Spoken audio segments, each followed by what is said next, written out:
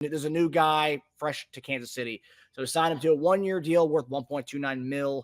He's a young guy, man, 25 years old, second-round pick out of Alabama in 2019. So what, 5 years ago? Yeah, so he was a young buck when he came out of college at age 20. I mean, he's an athletic beast. I mean, the guy's built like a Greek god. I mean, if you look at that guy, he looks like, like you say, he looks like a bodybuilder. 6'2", 240. His dad was a tight end in the NFL, so went to Notre Dame and stuff. So, I mean, and he follows us on Twitter. He retweeted the video we had the other day. But I mean, we talked about the other day. But like, what is he going to bring to this room? I know we talked about him having a combo of the blocking element, being able to produce offensively for us. Well, what does he bring to this room that we just haven't had from the other guys that we've had with the Blake Bells and the Jody Fortsons? I think really, man, the athletic ability, like you see him right here, man, just going up to go get a ball. So what they say, a picture's worth 1,000 words. Well, there's one right there, right? And so when you're talking about somebody who athletically jumps off the screen on you on film, it shows up. And so that's what they wanted to get.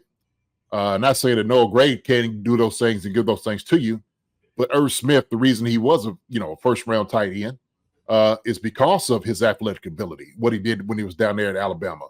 And so when you go through and you can look at his highlights, check his highlights out, okay? He matches up well against a linebacker and a safety and even a corner. And so he's one of those guys that you go one-on-one, and it's a good matchup.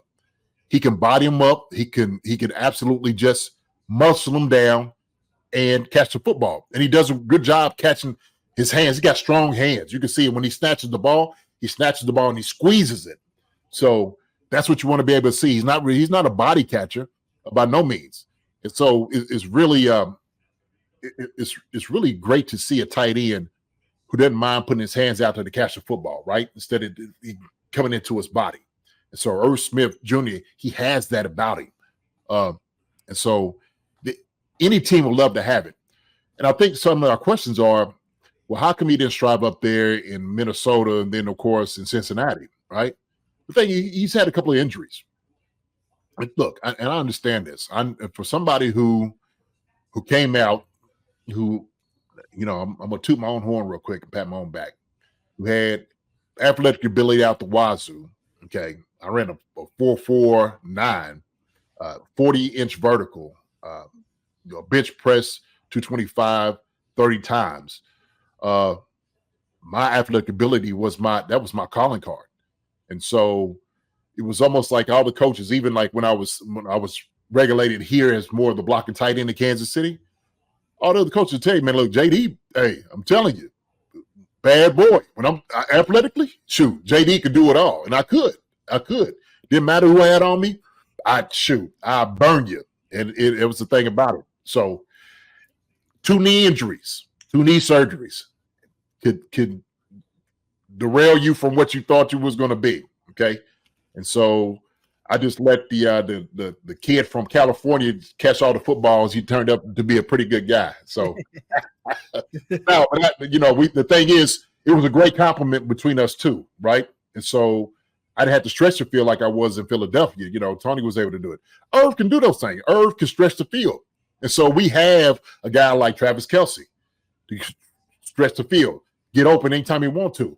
If we need to put 12 personnel, 13 personnel, Irv could come in and he could give you some of that. He really can.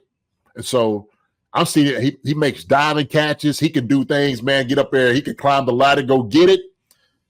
So I don't think he's limited to anything he can do, Marcus. That's what we're going to get that we haven't necessarily had here. Maybe say like with a Blake Bell or like the blocking aspect like a Jody Fortson. Jody can get up there and do all those things. Is he bodying guys up and just throwing guys, just busting them up? Irv is that guy for that. So. Yeah, and obviously, like you mentioned, he's had so far throughout his career, he's got a kind of injury-plagued career so far, and he's had bad luck, man. That's the one thing that it's obviously injuries are, for the most part, they are bad luck. 2021 September 1st, it was revealed that Smith underwent surgery to repair a torn meniscus, which prevented him from playing for the entire 2021 season. 2022, he went on IR after suffering an ankle injury. I mean, he had a really hot start that year, but you look at his numbers, man. And then last year with Cincinnati, he suffered a hamstring injury during week 3, which kind of hindered him throughout the season. So like that's 3 different injuries throughout a short career that he's had so far. But just look at his numbers. So he got 2019 to 2023. He's got a collection of 10 touchdowns in that time period. And I'm looking at, I mean, talk about Noah Gray, for example, right? Because that's the competition for the number 2 spot, essentially. Yeah. Noah Gray's got 4 touchdowns, and that's through 3. That's from 2021 to 2023. Irv Smith has 4 touchdowns, and Irv Smith in one of those years in 2020 he had 5 touchdowns alone in that season. So this guy's got there's capabilities there. It's just all about staying on the field. Man, he's a red zone machine, and so where did we suffer last year? Red zone. Yep. Right? And so to me, this is the answer to some of those problems and issues. So when you have kind of like the smaller guys, right? Wide receivers and whatnot. She Rice is one, Travis Kelce is another, but then you bring Irv Smith in, okay? Big body, you don't know what they're going to run it in or they're going to pass it in. Irv can do those things. As we see in some of the videos, Irv's one-on-one with a corner or safety, and he beats him. Touchdown, Irv Smith. And so when you see that type of contribution, that productivity in the red zone, he's going to be a nightmare for guys down there. So you better take an assessment of this guy, because you start slipping on him, man, he'll put up 6 on you. So don't be that guy, right? He get you fired. That's what we talk about, guys getting fired because of things like that. So. And I think with having Kelce as the main guy, and like he was probably splitting duties last year when he got hurt week 3. I mean, Drew Sample wasn't, they had Drew Sample there. It's like, okay, none of those guys was a certified tight end 1. There was definitely competition for those reps, so it was kind of a split reps probably. I haven't watched a lot of Cincinnati film, but I'm just guessing. But when he comes here, it's not going to be that, right? He's going to come in situationally. So I think we can kind of maybe not see him, play a lot. But when he does play, they're meaningful snaps, and we're maybe not susceptible that much to injury because he won't be playing as much as he had been playing. So I think we can, pick our spots to utilize a guy like this. Well, okay. I do believe that one of the reasons you're bringing Irv Smith in is because he'll be able to give Kelce some rest. Okay. This whole not to do about nothing when Travis Kelce pushed on Andy Reid about not being in the game on the goal line or the run play. Well, Irv can go in there to do that. You don't have to worry about anybody else being in there. Let Irv do it. And that's something that Travis, like, man, shoot, Irv can do those things. I got no problem doing that. Travis could take his helmet off and sit over by Andy Reid. They could, buddy each other, nudge each other while Irv's in the game. And so this is just, to be honest with you, this is to give Travis significant rest when he needs it. Because here's the reality, okay? And I think we need to get into this. I think we really need to talk about this right here. Because everybody talked about Travis was slowing down last year. He lost a step and this and that and whatnot. We have to realize that there's a possibility, and even if it didn't happen, I don't think he slowed down. But he was wore out. He definitely was wore out, and because of that was maybe the lack of productivity from the wide receiver position. Okay, let's just be real. Let's be honest here. All right, we're just gonna be honest. Okay, full stop. So, if you want Travis Kelce to be here for another 1 to 2 years, I said he'll be here at least 2, if not 3. Right? To get a 3-peat and maybe even more. Then you have to have a guy that comes in and gives him significant rest. Okay? Noah Gray is one thing. Well, who's going to replace Noah Gray? So you still need that production out of 2 tight ends. It's still, that's not going to, you're not going to drop off that much. And so that's why you bring in a guy like Irv Smith, who runs great routes, who knows how to find himself in space. All right? Has fluid hips, athletic, can run guys over, jump over guys. Irv has all that about him. And so you can pick and choose to take Travis out. Travis doesn't have to play the whole game. Travis don't have to be beat down. Now everybody had to say, oh, Travis has lost his step and all. Hey, man, Irv can come in and can do that. He can give you valuable reps, right? And I know, spot, pick, and choose, but there's going to be times like, hey, Kelsey, come out of the game. When we need you, we'll need you, okay? Other than that, Irv comes in, gets some good reps. And so I think that's how it plays out. That's the way it should be. So the problem goes in when you don't have like Blake Bell, love him to death, okay? But he's not going to give you Travis Kelce reps, all right? He's not. Irv is a little bit more valuable, okay? Has a little bit more of that athletic ability to be able to accomplish that. So I think that's their thinking, right? If you bring a guy in, let him be a guy that can give reps, significant reps for Travis Kelce. One of the guys that we talked about who actually went to Cincinnati, we said him earlier, was Mike Gesicki. We said Mike Gesicki could catch the football, right? He run great routes, fast, does all it. Gesicki ain't put his hands on nobody, though. He ain't going to look. Look, Gesicki is a very talented tight end. He is not going to put his hands on anybody, okay? That's one of the reasons he's not in Miami anymore. He went up there to New England for 1 year, all right? 1 year. The reason was because down in Miami, he was turning down physicality like it was going out of style. I'm being honest here. So Irv ain't going to do that. So the tats and all that means something. They better mean something. You got all them tattoos on there. You better do something. I think Irv is. Look, his pops was somebody who was going to go in and block. So Irv got that in. We see a dog in him, man. Yeah. He is that guy. There's no doubt about it. When I watch him, like I said, when he came out, I was watching it because I knew he was going to be a beast. I knew he was going to be an animal out there, man. So sometimes it is those things when you get hurt, slows you down. It just slows you down. It's going to be a good home for him. It's going to be a great home for him. So we'll see, man, how everything is going to work, man. But that's the significance on signing Irv Smith, is to take valuable snaps for Kelce also, too. He made an interesting comment when he was has the presser last week when he signed officially. Obviously, winning was a big part of coming over here, obviously. But then he also, the usage of the tight ends in Kansas City was a big reason. His quote, with Kansas City, the history they have using the tight ends, running a lot of 12 personnel, 13 personnel, using multiple tight end sets, being able to get behind a guy like Travis and learn from him and pick his brain with anything and just win football games. That's my favorite thing to do, is be a part of winning teams and helping teams win.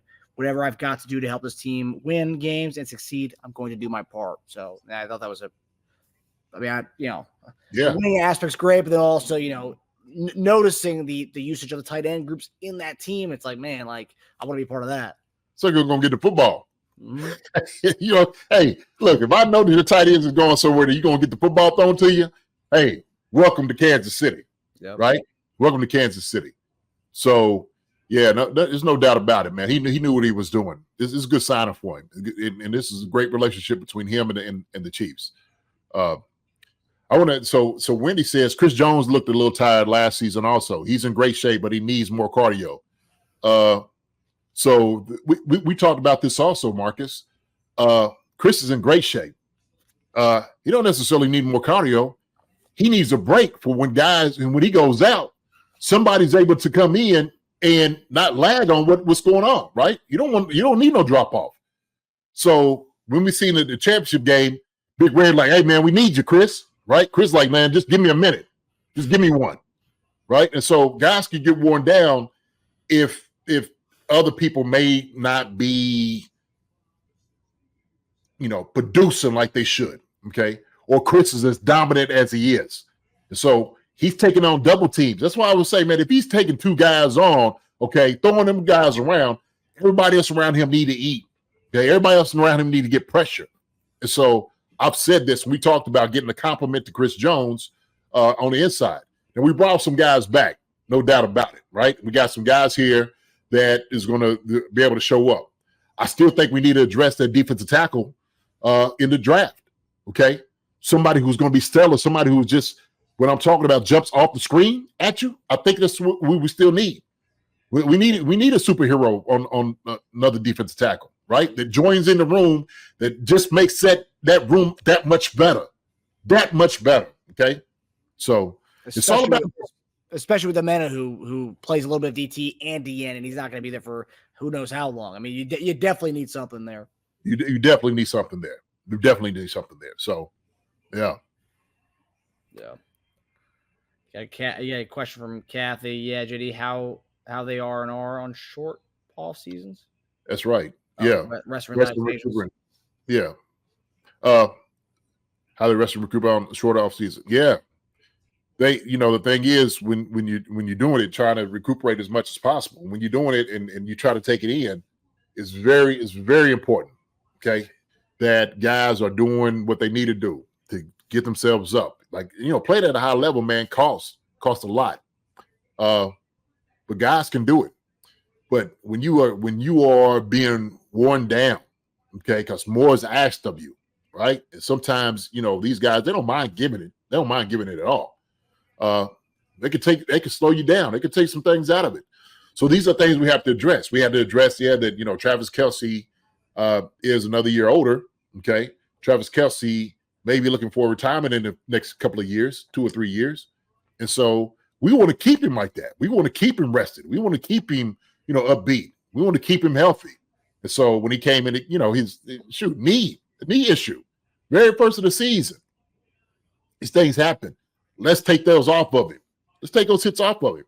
That's why it was important to go get wide receiver, like Marquise Brown. Hollywood's going to be able to look, he helps out on the offense a lot. A lot of it's taking the pressure off Kelce and even making it easier for Patrick Mahomes. So that's why you make moves that way. You got to make moves to get better. Yeah. Yeah, I mean, and you look at our two non-guys we brought back from our squad, Hollywood Brown and Irv Smith.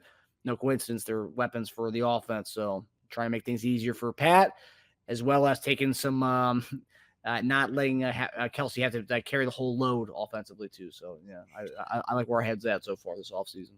Oh yeah, Donna says the guys played the extra season, just playoff games in addition to regular. Great point, absolutely, no doubt about it. Yeah, shortens everything up, like you said. It shortens, resting, recuperating. It does. It shortens it up. Yeah, that's why you and I talked to a topic last year is the dynasty fatigue and not being able to, playing, and never getting any time off. Yeah. But I think with these guys, so when you have that, you've done it so much that becomes the norm. It's almost like your body starts to adjust to these things. So with us, man, the Chiefs, their body's starting to adjust to like, hey, we're gonna play longer games than everybody else. That's why we just blowing everybody out the water. That's why the Chiefs are so good. Right? Yeah. You can almost say that's why New England was so good, right? So, yeah. Hi, everybody. Thanks for watching. Subscribe here to get the latest from the show. Also, be sure to check out the best clips from Chief Concerns. And if you prefer to listen to the show, subscribe and follow us on Apple Podcasts, Spotify, and anywhere else you get your podcasts.